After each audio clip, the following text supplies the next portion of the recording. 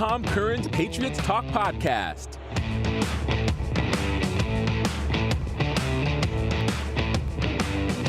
Hey, what's up, everybody?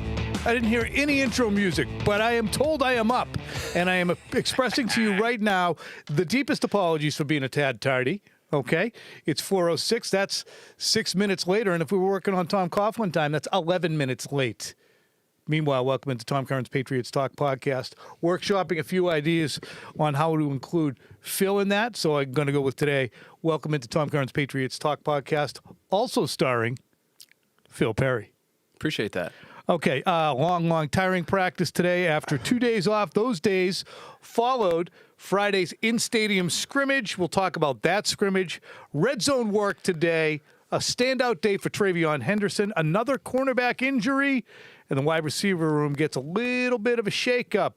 First off, here's Mike Vrabel on what he was hoping to see during Monday's practice.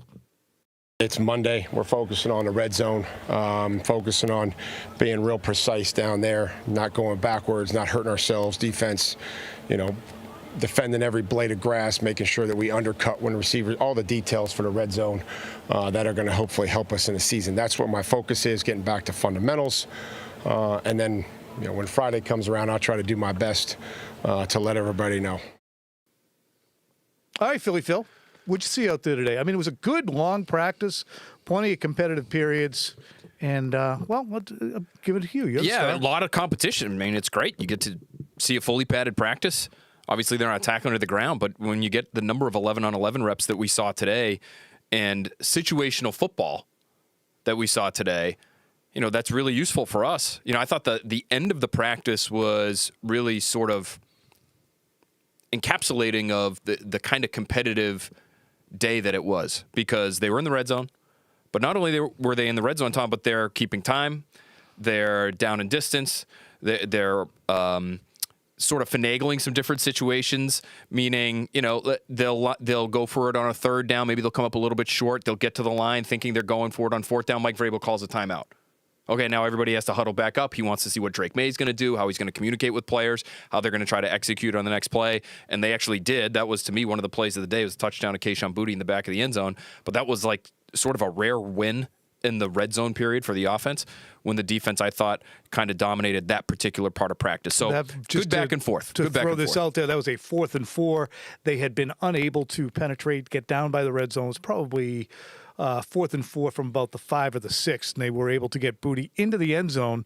Fingertip catch on DJ James. DJ James, right there in coverage. Been a budding cornerback for the Patriots throughout this camp. Just, again, it exhibits what Boutte did on that catch. What I've thought since he got here is his greatest strength. He's got unbelievable body control. The ball was probably, if you measured it up and did a little overhead, it was probably not 3 yards, that's 9 feet, probably 4 to 5 feet out of bounds. But Boutte had both feet down, dragging, made the catch. I believe he got both feet down. It's happening in real time, but you couldn't see the replay. I did too. And there were scouts in attendance that really aren't, I would think, biased one way or the other. They were right there on the 5 or so, giving him the catch.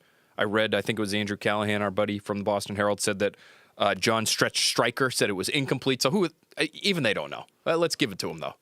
Tremendous catch, one of the best plays of the day for either side of the ball. But again, I thought the defense, for the most part, held firm. Just a stat backing that up. Drake May in 11-on-11s today. This was red zone, but also middle of the field. I had him at 12 for 21. Yep. So that's not ideal. Red zone, it is going to be a little tougher, but that's sub 60%. And here's how that last drive went. Again, it was good stuff, and Friday night was good stuff too. We're going to get to that. First intended about the 25 off of Hunter Henry's hand. Really was a little out of his reach. May had to scramble. They gave him the scramble. Then it was a well-covered play by the aforementioned DJ James on Kyle Williams. Probably not the place you want to throw it because he was so well-covered. And then the out to Stevenson. Boutte scoring the TD on what looked like a 4th and 4. Then Dobbs came in, and that drive just flat fizzled. And that was the party was over. A lot of goal line work today, too. Would you call it like traditional goal line, though? No. I didn't see a whole lot of let's get a fullback on the field and an extra lineman and just ram it right at each other. 80% speed. I just think they were focused on the pass game today. Gibson got drilled. Yeah, I just think they were focused on the pass game for the most part. There just was not a ton of. There was some inside running. They did some, low red zone. I had it from the 6 after the kickers went back and forth. Ramondre Stevenson, up the gut type of run. Jabril Peppers there to stuff them. A couple plays later. You had Harold Landry for his stuff. You had the defense really kind of holding up on the run plays, and so they were trying to throw the ball around a little bit, not having a ton of success. Some guys to highlight from today. Booty, again, deserves recognition for that catch and just the steadiness. DJ James, who we mentioned, has played well as he's starting to get more snaps. Marcellus Dial went out. We're going to talk about that. Javon Baker had another Mossian catch in one-on-ones. I like Josh Dobbs' performance early on. He's starting to grow on me. And I thought Hunter Henry, Phil winced. And I thought he looked good early. Maybe it was a one-on-one. Well, late. You just told me the drive fizzled late, and I've got in my notes here, incomplete, pass to Chisholm, incomplete. Oh, my God. I thought I wrote Dobbs solid early. I swear. I said he Dobbs might have been solid early. No, you said fizzled early. late. Solid early, fizzled late means, to me, he fizzled late. Sort of not worthy of mention. He was very good, I would say, in the Friday night practice. Agree to disagree. Meanwhile, Hunter Henry had a pretty good practice. Anybody else we need to highlight as standouts? Did I mention Henderson? I did not mention Henderson in my plan. TreVeyon Henderson had, I believe, 3 different touchdown catches. I don't know if they were all 11 on 11 or 7 on 7. They weren't. But they were all only wheel 2 routes. and 11 on 11. 2 of them deep down the left sideline. 1 on a wheel route. 1 on sort of what looked like a stop and go type of route straight down the sideline where he started out aligned as a receiver. This, to me, is the part of practice that Patriots fans should be most excited by. The running back. TreVeyon Henderson. Because this is an offense that is still lacking explosive playmakers. Tom, this is going to sound like I'm ragging on Stephon Diggs, who I think has been fine in camp, but it is the truth. TreVeyon Henderson, in about a 4-minute span, had more down-the-field catches than Stephon Diggs has had all summer. Stephon Diggs hasn't been used that way that we saw TreVeyon Henderson used today. Full stop. I thought Phil was going full stop. Is that not? No, it's accurate. That not accurate? I mean, he catches a lot of outs. Probably got a Bobby Spillane and a lot of slants and a lot of, hitches. He hasn't done a single solitary thing 20 yards or more down the field, Stephon Diggs. TreVeyon Henderson has the speed to be a real threat, and when you get a linebacker matched up on him, which was the case on both of those occasions, he beat Bob Spillane for one, he beat Christian Ellis for another. That's a mismatch, and it's the kind of athletic mismatch that the Patriots just don't possess. Correct. So that's why he matters. Correct. Have you seen TreVeyon Henderson drop a pass? We may have, but I can't think of one off the top of my head. Neither can I. Meanwhile, some more notes. Terrell Williams, defensive coordinator, he unfortunately went down briefly, was up under his own power, left the field. Patriots reporting that he was dehydrated and that he is doing fine now. He dealt with some physical issues throughout the offseason, was not with the Patriots for a large chunk of OTAs and minicamp. So it bears watching, first of all, to hope that the guy who's about my age is doing okay and is able to proceed first with his health, then back onto the field to help the Patriots. But Zach Kerr took over as the DC. He did that during the mini camps as well. Yes. So it's unusual. It's noteworthy. It's yeah. Not what we would call a story, but no. And you're 100% right. Obviously, you just hope he's doing okay. But obviously he's dealt with some things. So they've it's been. My guess is it's been difficult for not only him but for that coaching staff to kind of be able to adjust in real time with his health. So hopefully he can get back on the field and feeling well. Meanwhile, Garrett Bradbury was back along the offensive line. Jared Wilson continues to work with the first group at left guard. Cole Strange with the second group. Kendrick Bourne was out. Most notably, however, Gibson was back. Antonio Gibson wasn't there on Friday. Most notably, though, Mac Hollins seeing his first 11 on 11 full in front of the media and all assembled fans on the practice field activity. He didn't do anything on Friday, did he? No, he didn't participate in the scrimmage on Friday, and he came off of PUP on the day of their walkthrough Thursday last week. So let's let her rip with Mike Vrabel talking about Mac Hollins. Spent a lot of time here in the offseason, locked in, engaged. Rare for a player to be able to get that much information and not practice. Like that's hard. That's hard just even thinking back when I was in those opportunities to be able to do that and still understand the details and not practicing it. So locked in, ready to go, excited to see him get out there and practice. All right, so Mac Hollins, he's a bigger receiver. He's 6'4". He kind of plays big. I'm not going to say he plays like a tight end. I haven't seen enough Mac Hollins in the Patriots offense and up close. But he's a big fella. A lot of time spent with Drake May during the latter portion of practice, running one-on-one. And then after practice, he worked with Drake May for, I would say, an additional 7 to 10 minutes, just running patterns for May and May throwing to him to get used to him.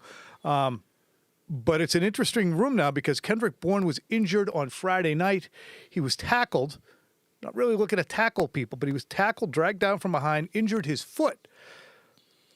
So the wide receiver room is in a little bit of a flux. And to look at Kendrick Bourne, he was a guy who was probably competing for his job and his spot on the roster because he doesn't have special team eligibility, and you got Booty playing well. Eligibility. Yes, eligibility is it just doesn't do it. He is eligible. You're technically. ineligible for specialty team. Sorry.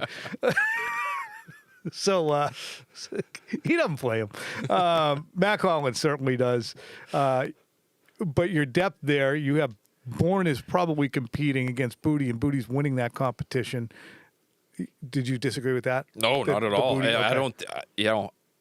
I don't think it's close. It's Bourne v. Polk v. Baker v. Right. Chisholm. Chisholm is on the outside looking in, despite the Nostrils' huge proclamations that Efton Chisholm. And the reality is, those guys are probably, Tom, Chisholm included, if they're going to make the roster, it's not going to be over another receiver. It's going to be, you know what I mean? Like, yeah. They're going to be choosing between keeping, I think that would be maybe a sixth receiver, or a sixth edge guy. Mm-hmm. Like, is it Truman Jones? Is it Elijah Ponder, who I thought had a really good practice day in the one-on-ones? He went 4-0 in his reps in the one-on-ones. Undrafted rookie out of Cal Poly.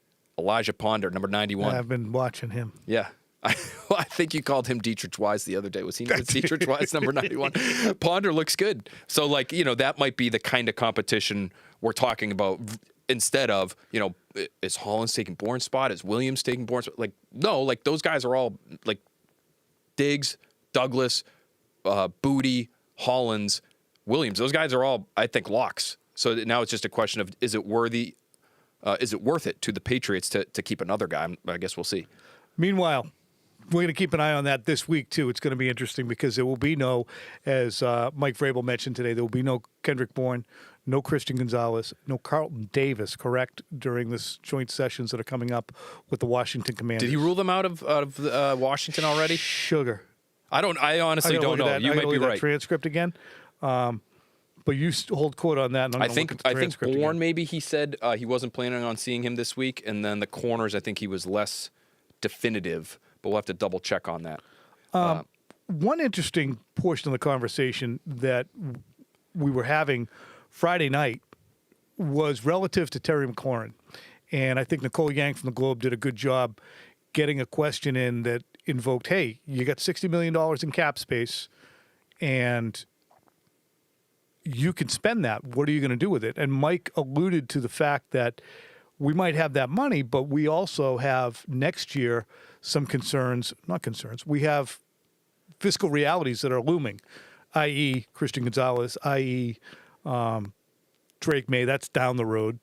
But a number of different contracts are going to escalate. As I've mentioned before here, Duggar and Onwenu both accelerate. It's going to be hard for the Patriots to look at that and say we're definitely going to have those guys on the team because they're going to be making so much money. But if we look at the reality of that, the Patriots are already kind of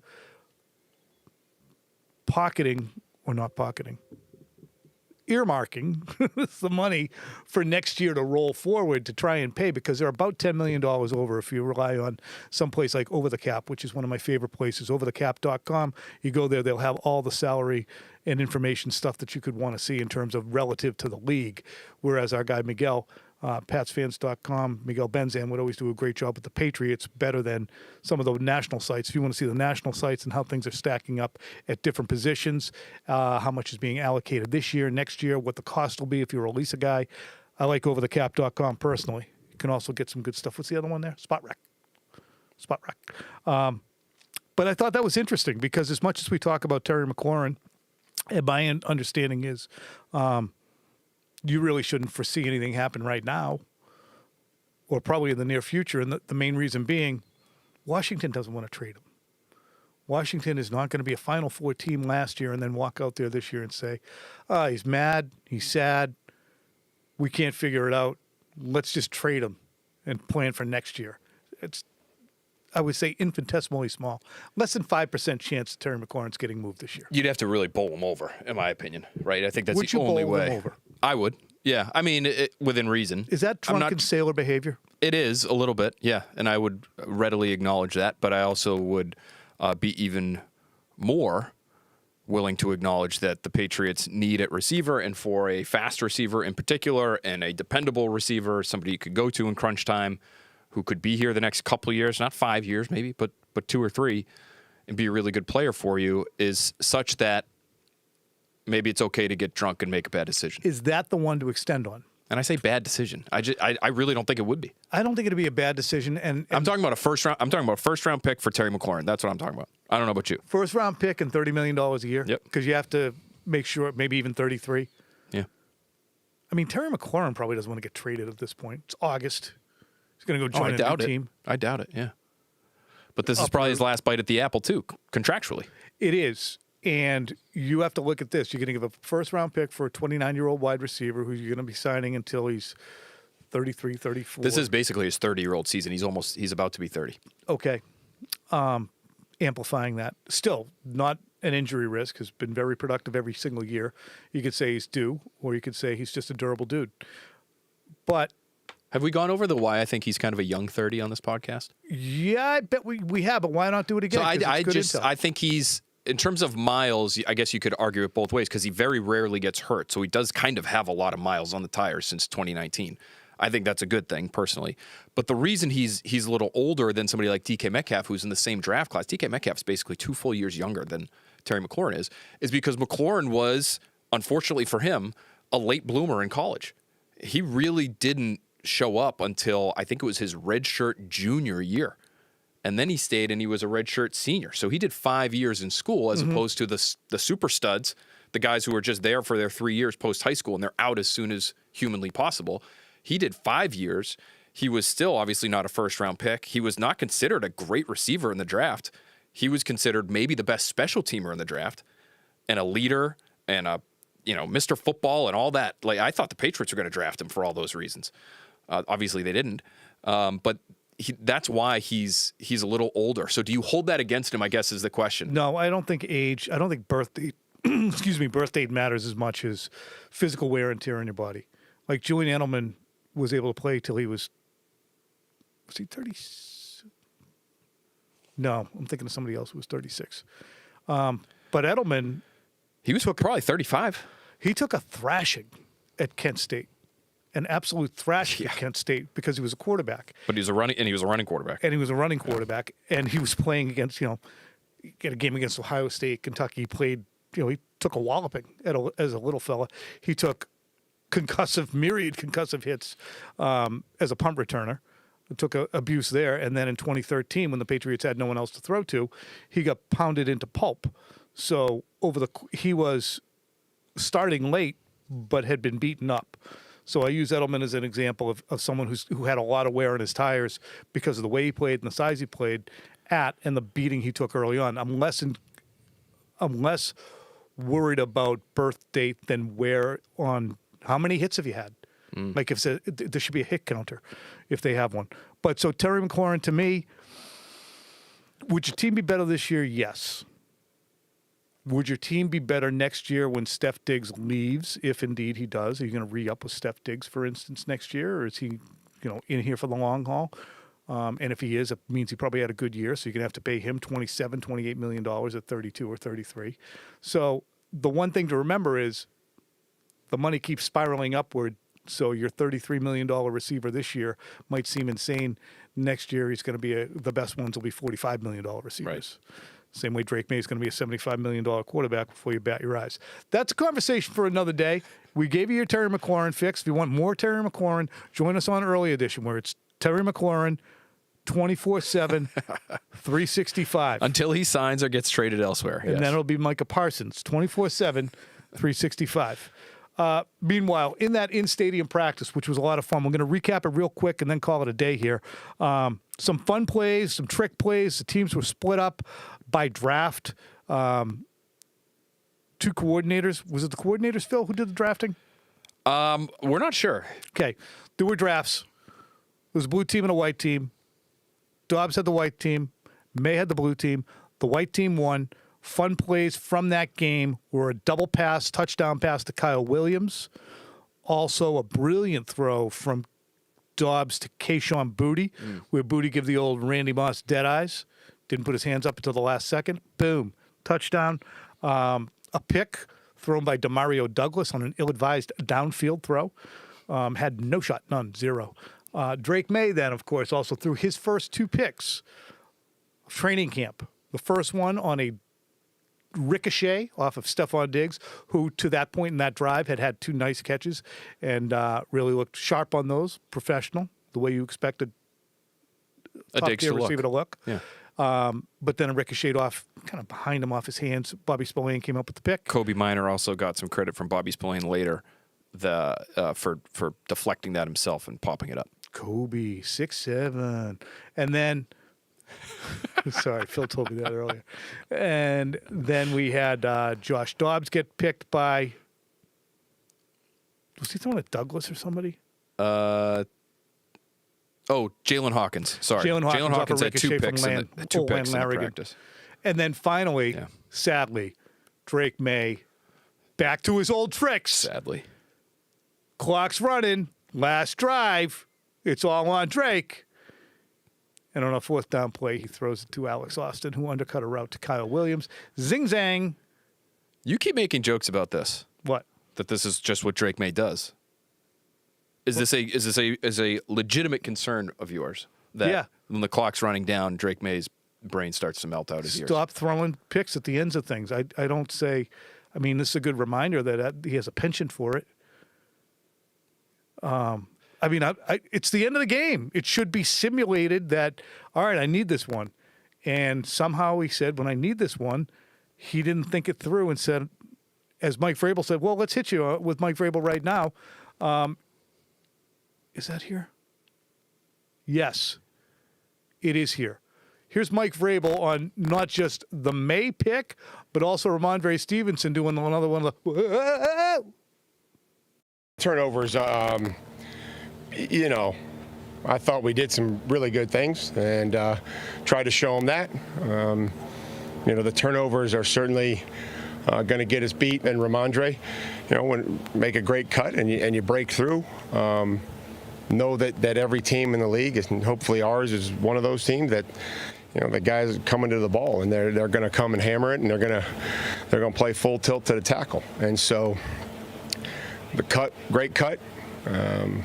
Good job in the open field, and fortunately we'll have to continue to rep that and take care of the football. But that's something that those things that you mentioned, I think, overshadow a lot of the good stuff.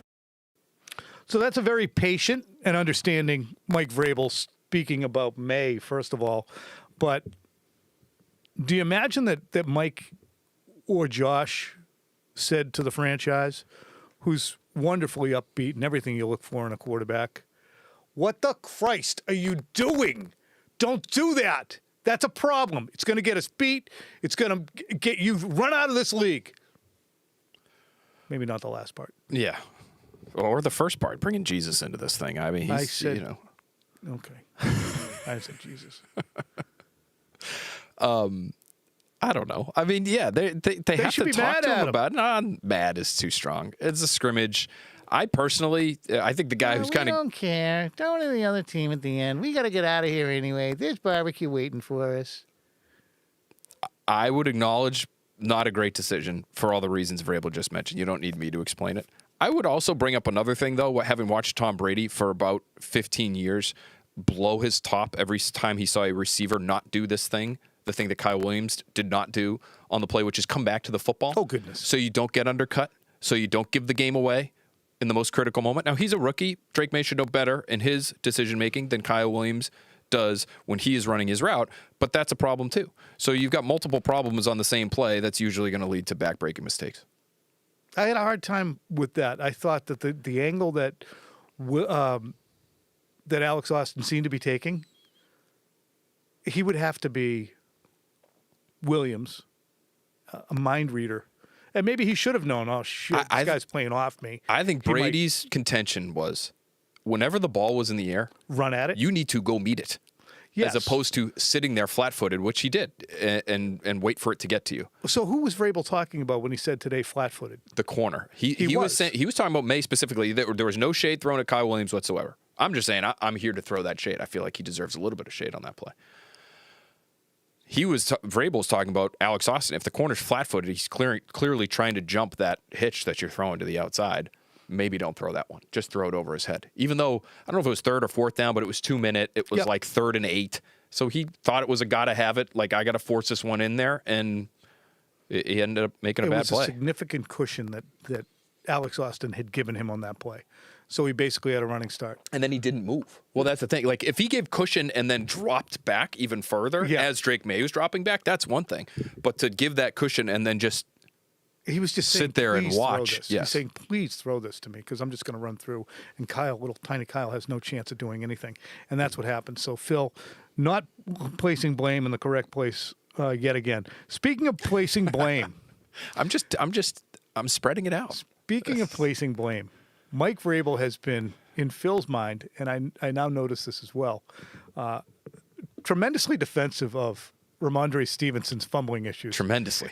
It's really interesting when you hear it, and I did not ask for this cut to be shared on this podcast, but he spent a fair amount of time, Vrabel did today, on Stevenson, the cut you just heard, but also in saying, hey, the guy is basically like a bull being gored out there.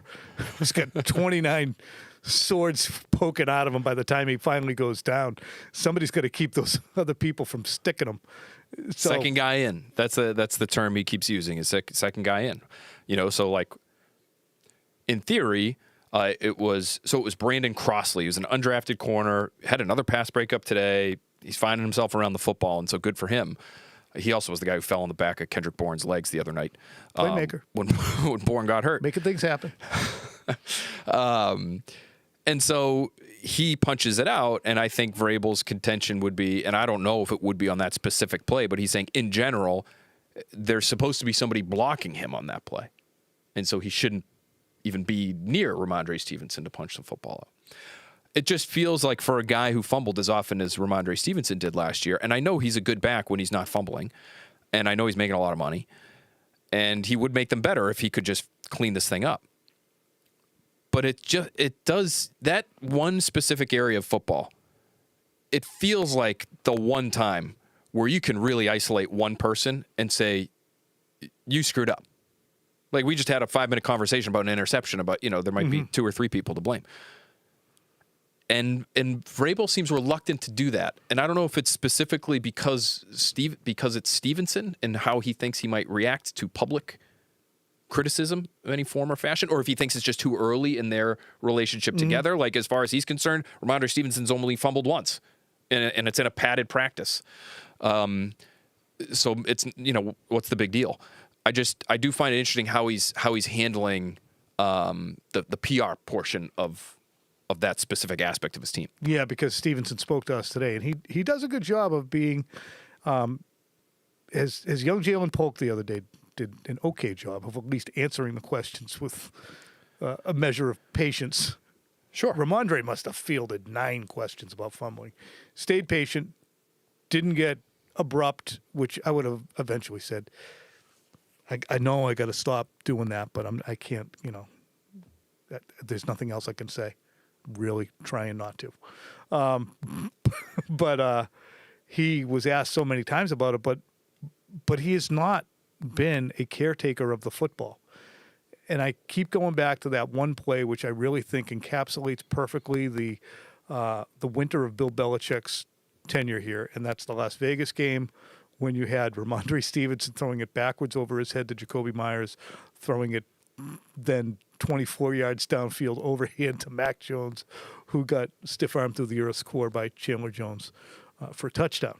And that's all predicated by Ramondre saying, trying to make a play here, rugby, and hopefully they can drum out of these guys their belief and need to.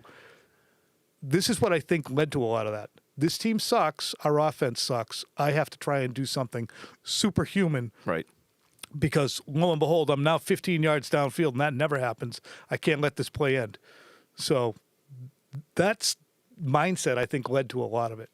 So knowing the play's over. But I will say again that this running back room is really interesting for the reasons we mentioned. Henderson, Gibson, Stevenson, all those fellas end with S-O-N. That's interesting. Son, I'm going to tell you, there's some versatility there. There is. And, of course, there's Lan Larrigan, who's a G-A-N. But no. Try again. He's also a son. Larrison is an S-O-N. Who, by the way, the Lan Suns Larrison, will come up tomorrow. After having that Here pass. come the Suns. Okay. Anything else? Do we get? Nope. He's good. Don't I have a bride? There was a little left. Sunshiny day. Go ahead. Lan Larrison, after having a ball go through his hands and picked by Jalen Hawkins the other night, I did not have him for a single touch in the 11-on-11 period today. He got ridleyed. I also would say this, as much as we're, I think, a little bit tongue-in-cheek, but it's also just interesting, looking at Vrabel's comments on Stevenson and wondering why. By the way, he also had, I don't know if you saw this, in the Vrabel transcript, but he was asked about turnovers in general and Stevenson a little bit. And with Stevenson, he's, the first thing that he has is he's talking about how he made a great cut. Yes, he made a great cut on that play.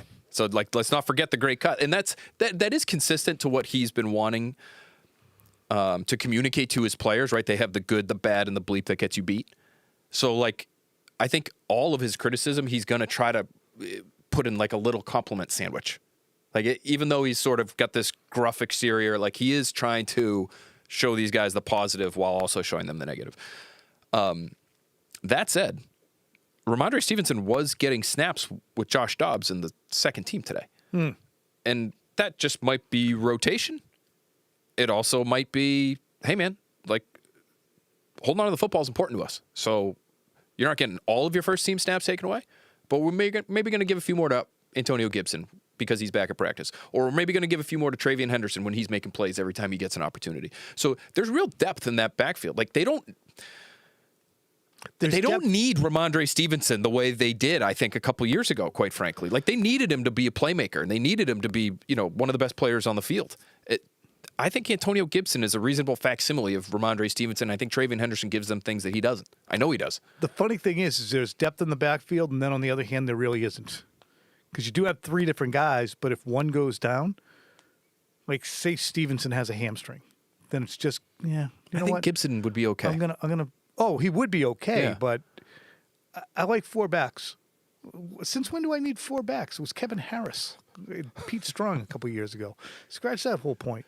Really? 3 backs is plenty. Three's I would like to see somebody better than Lan as my practice squad back. Okay. To bring up. Yep. Maybe somebody who's drafted. But big friggin' deal. You get $1 million. Maybe it's Terrell Jennings. I like Terrell Jennings last year. He was on the practice squad last year. He's still around. He's a good example. That's a still good around. example of a guy kicking around who should be able to do a little damage for you. Yeah, maybe he's your fourth. Heath Evans types. Heath Evans was like a fullback. And a running back. He was everything to everyone. All right, guys. Specimen. Anything else? Did we miss anything? No, we're going to see you guys on Tuesday, which is tomorrow, again at 4 o'clock. Sorry, once again, we were tatty. We will be back here tomorrow for more Patriots Talk podcast featuring Phil Perry.